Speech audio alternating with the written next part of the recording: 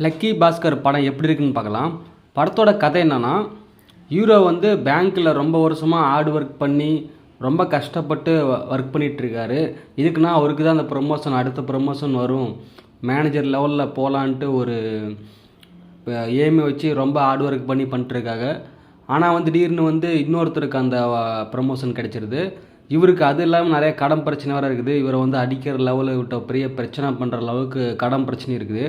So இதெல்லாம் ரொம்ப நெருக்கடி வரும்போது அவர் என்ன முடிவு பண்ணுறாருன்னா, பேங்க்கில் இருக்க பணத்தை வச்சு தப்பான ஒரு விஷயத்தில் பயன்படுத்தி திரும்ப பேங்க்லேயே பணத்தை வச்சிடலான்னு ஒரு இல்லீகலான ஒரு விஷயத்தை பண்ணுறாரு.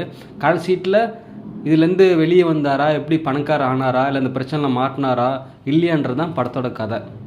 படம் நல்லாவே கொண்டு போயிருக்கேன். ஏன்னா ஒரு பிரச்சனை வரும்போது ரொம்ப பிரச்சனையாக வர மாதிரி சீரியஸ் லெவலில் அவருக்கு நெருக்கடி நம்ம படம் பார்க்குற நம்மளுக்கு வந்து அந்த சீனில் வந்து எப்படின்னா இவ்வளோ நெருக்கடி வர அளவுக்கு அந்த சீனோட எல்லையை ரொம்ப நெருக்கடி வர அளவுக்கு வந்து அந்த சீனை கொண்டு வராங்க. அது நல்லா ஒர்க் அவுட் ஆகிருக்கு. இந்த மாதிரி ஒவ்வொரு சீனுமே ஒவ்வொரு கதையில் அந்த மாதிரி முக்கியமான கதை சீன்லாம் வரும்போது எல்லா இதுவுமே கஷ்டமாக வர மாதிரி அவங்களுக்கு கொண்டு வர மாதிரி பார்க்க நம்மளுக்கு இன்ட்ரெஸ்ட்டாக அடுத்து என்ன நடக்குன்னு கொண்டு போயிருக்காங்க.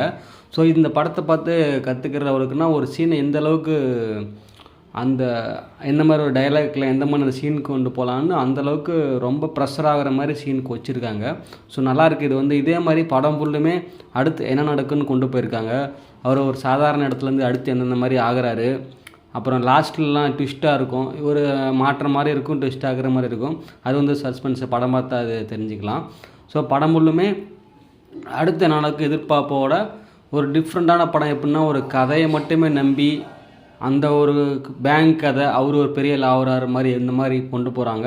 ஸோ அந்த மாதிரி கதை மட்டும் பார்க்குறவங்க ஒரு படம் டிஃப்ரெண்ட்டாக இருக்குது. படம் பார்த்தீங்கன்னா கண்டிப்பாக நல்லாயிருக்கும். அடுத்த நடக்க எதிர்பார்ப்போட கொண்டு போயிருக்காங்க.